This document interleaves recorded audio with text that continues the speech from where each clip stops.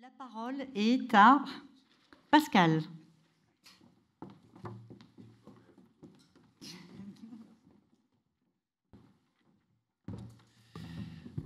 Bonsoir. Merci Solange de m'avoir convié à venir parler de ce sujet. Très rapidement, on va se cantonner aux États-Unis. Je ferai peut-être quelques petits détours par la zone euro. La lutte contre l'inflation, faisons un petit retour en arrière. 1981, on combat l'inflation. On vit dans un monde de désinflation permanente après, avec bien évidemment la globalisation du monde, c'est-à-dire déplacer nos usines pour aller chercher les moindres coûts. Et puis, nous vivons toujours dans un monde non inflationniste grâce à la baisse des matières premières, puisque, comme vous le savez, la Chine a changé de modèle, partant d'un modèle totalement exportateur, usine du monde, mais confronté à une démographie négative et confronté à un coût salarial en hausse de 14% par an. Elle n'est plus compétitive, le coût salarial mexicain étant aujourd'hui inférieur au coût salarial chinois. Donc nous sommes effectivement dans une désinflation. On a même eu peur, je dirais, du risque déflationniste. Et si nos banquiers centraux, c'est-à-dire la Banque centrale européenne et la Réserve fédérale, n'étaient pas intervenus pour nous sauver de la déflation, nous aurions eu la réplique de 1929, je vous le rappelle, 1929, crise mondiale, 1937, reprise de l'économie, pour chuter bien plus encore derrière et enfin sortir de cette crise en 1945 au prix d'événements que vous savez, douloureux, bien évidemment. Aujourd'hui, pas d'inflation. Les banques centrales toujours à l'œuvre, plus particulièrement la Banque centrale européenne. Je vous rappelle, Banque centrale européenne, créée par M. Kohl et M. Mitterrand, acte fondateur de la zone euro, avec M.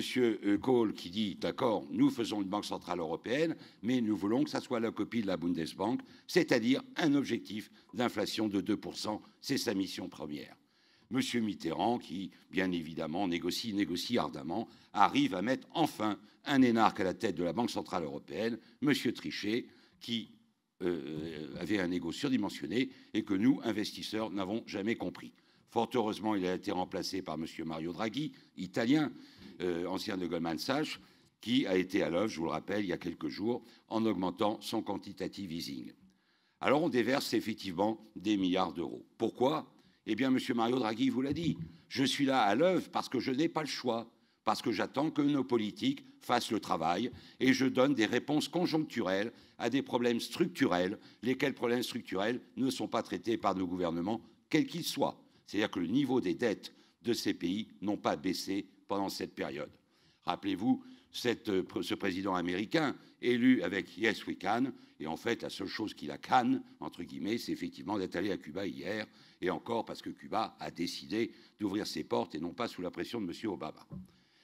Nous sommes donc effectivement dans un monde pour le moment non inflationniste.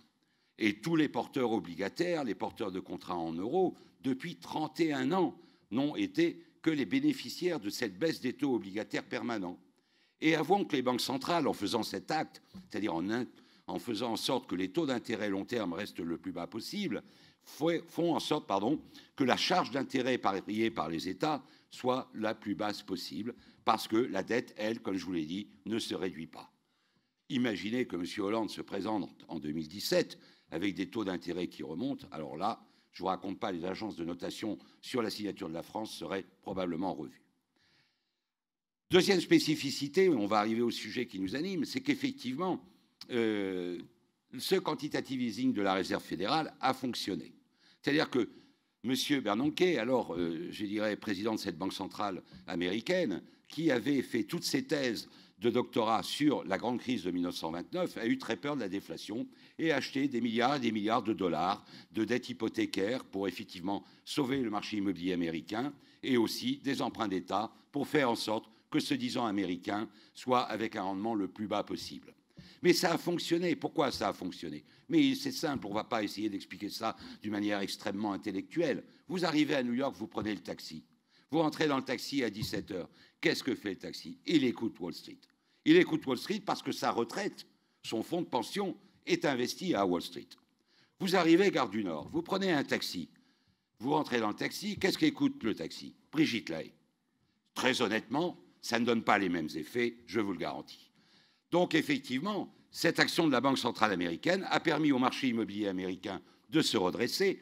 Rappelez-vous qu'en 2008, le marché immobilier américain était venu, par rapport aux revenus disponibles des Américains, au même niveau que 1945.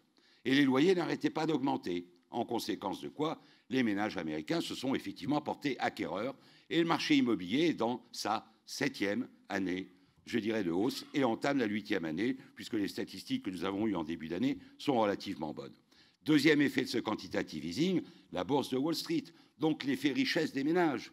La crise de 2007-2008 a détruit le patrimoine des ménages américains d'une manière phénoménale, parce qu'ils sont investisseurs en bourse.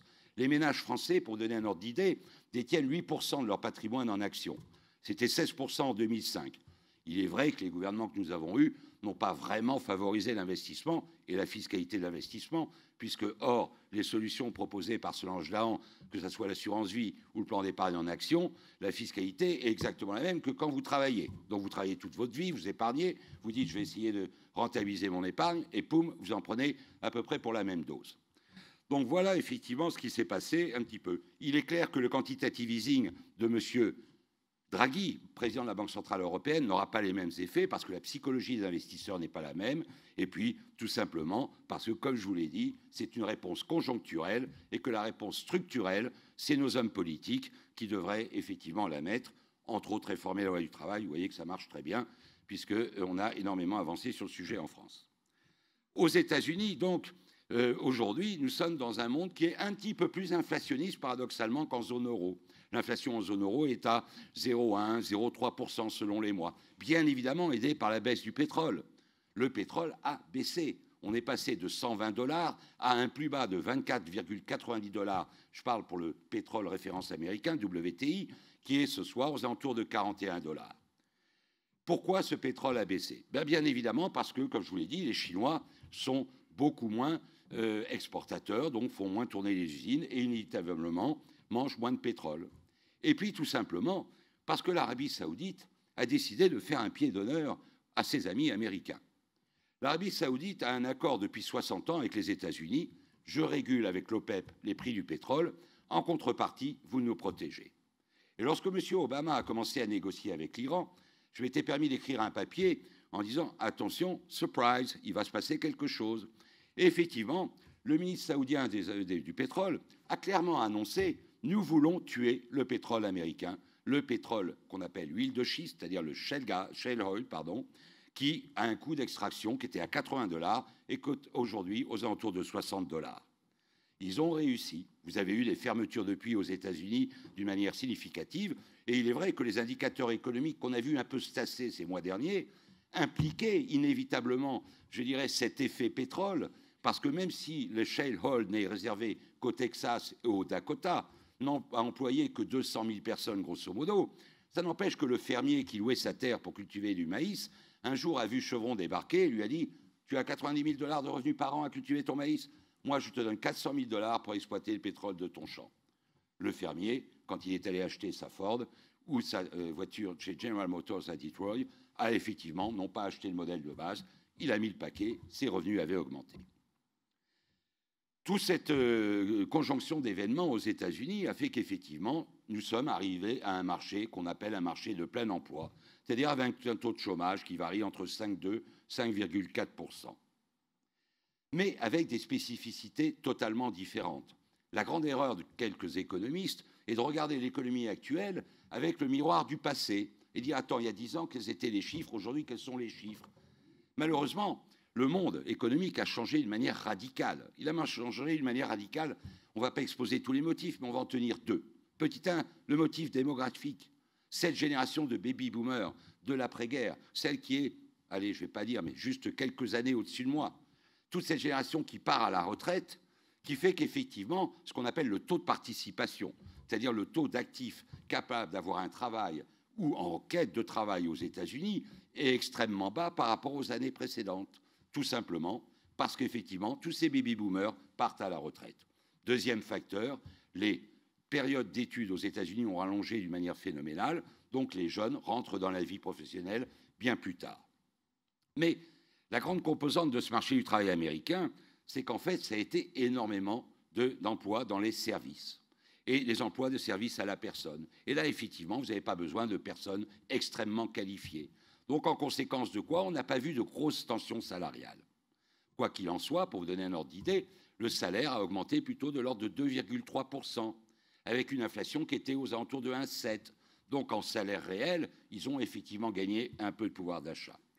On a assisté à des tensions salariales au niveau des emplois qualifiés.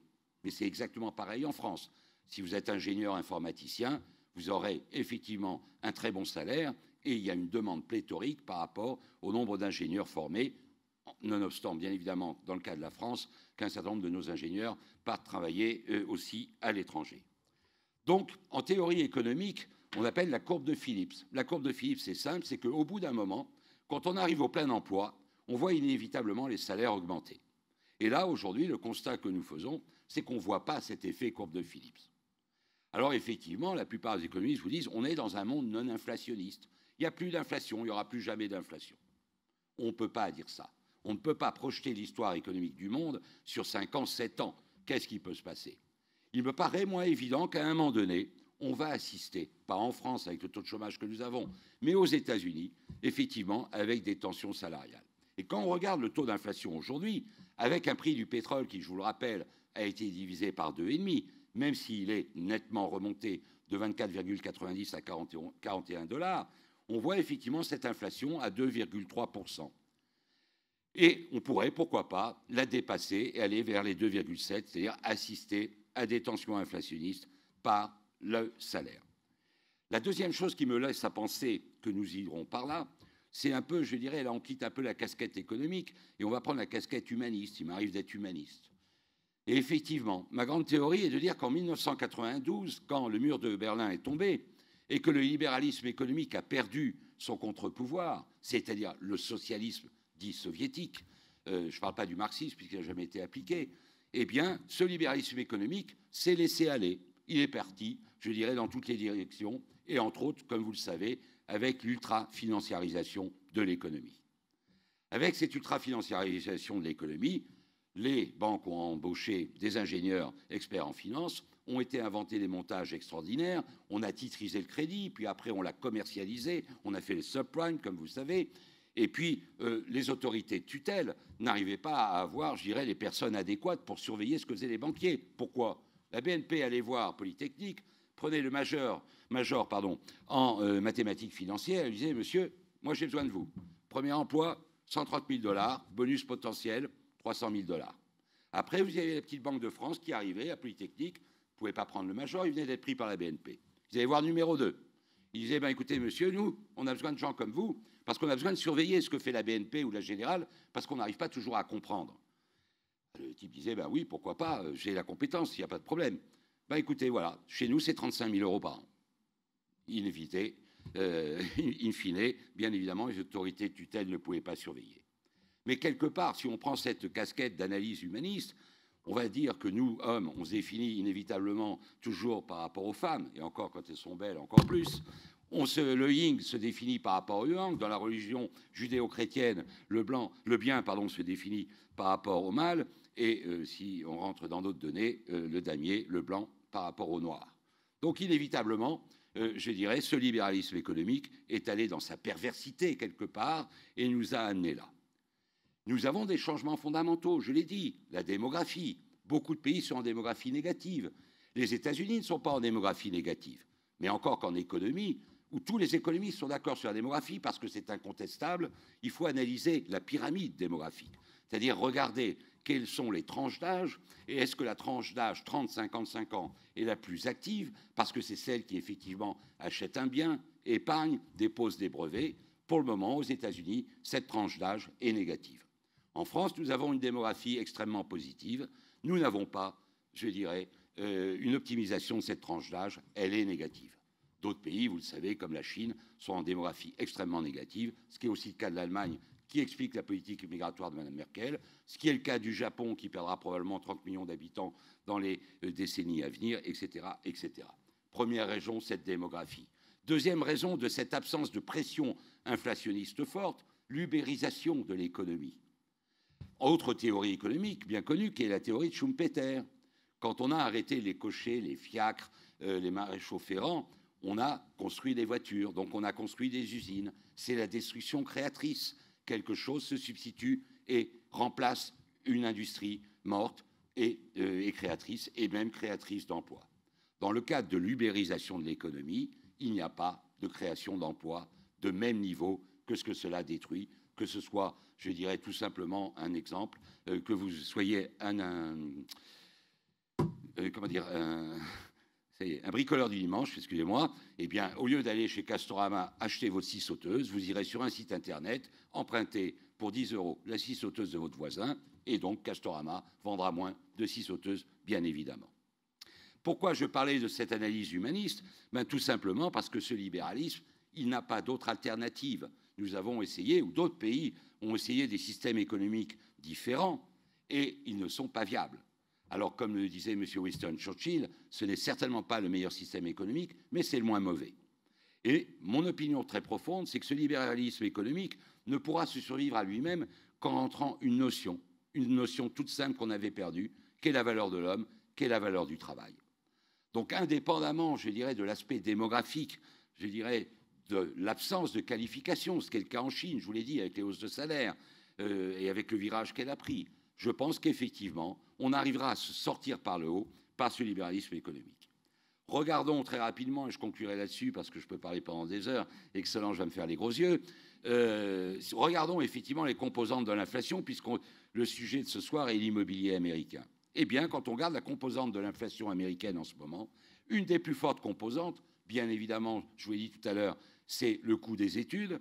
Deuxième donnée, c'est les loyers. Les loyers augmentent d'une manière significative. Ils sont exactement en hausse sur le mois dernier de l'ordre de 3,5% pour une inflation, tout compris, je parle de l'inflation globale, énergie, alimentation, de l'ordre de 2,3%. Donc ça justifie que les Américains veuillent être propriétaires de leurs biens et ça justifie pourquoi nous, investisseurs, nous n'avons pas de crainte sur l'immobilier américain, même d'ailleurs sur l'immobilier commercial au sein de la zone euro. Voilà très rapidement ce que je voulais vous dire. La problématique de tout ça, bien évidemment, je vous l'ai dit, les banques centrales s'arc-boutent à maintenir les taux longs à un niveau le plus bas possible, puisque nous n'avons pas résolu les dettes. Quand nous avons des problèmes de dette, vous avez trois alternatives. Vous avez l'alternative grecque, elle est simple. Vous avez 100 € de dette. Non, monsieur, vous en avez 50. Je relancerai, pardon. Non, monsieur, vous en avez 50 et on en a mis 50 à la poubelle. Dans le cas de la Grèce, je vous rassure, même les 50 restants, ils ne peuvent pas les rembourser, qu'importe. Il n'est pas possible, politiquement, dans les pays développés, en admettant que la Grèce ne le soit pas, bien évidemment, et je m'excuse auprès de nos amis grecs, dans les pays développés, d'aller dire que, effectivement, 50% de la dette que nous avons créée, nous allons la mettre à la poubelle. Pourquoi ce n'est pas possible? Parce que vous êtes des épargnants. On ne va pas, déjà qu'on vous ponctionne fiscalement, on ne va quand même pas vous priver d'une partie de votre épargne. Parce qu'on a obligé les banques à acheter des emprunts pour pouvoir avoir ces ratios de solvabilité. Parce qu'effectivement, on a obligé les assureurs, par rapport à la loi Solvency II, d'acheter des emprunts. Alors, le deuxième cas de règlement de la dette, c'est effectivement l'innovation technologique, la forte croissance. Or, ma théorie est de considérer que nous rentrons dans un cycle de croissance faible. Rassurez-vous, croissance faible, c'est quoi? C'est aux États-Unis 1,8, 2,4%. Ça n'est plus les 3,5 ou 4%. Dans la zone euro, si tout va bien, si les trois planètes restent à peu près alignées, ça sera de l'ordre de 1,5 à 1,6%. Et puis, effectivement, en Chine, nous irons à 5% à horizon 2020, c'est incontournable. Mais à partir de ce moment-là, bien évidemment, cette innovation technologique absente ne permet pas de rembourser la dette. Troisième solution pour rembourser la dette, l'inflation, bien évidemment. C'est ce qu'ont vécu la génération de nos parents lorsqu'ils ont acheté des biens immobiliers et qu'ils ont effectivement remboursé avec de la monnaie de singe. Donc, non seulement de regarder l'immobilier, mais dans le cas d'une reprise de l'inflation, et on ne peut pas l'écarter à un horizon de 3 ans, le créancier sera celui qui gagnera de l'argent, et le rentier, qui a été le grand favorisé de ces 31 ans, aura probablement quelques larmes à verser.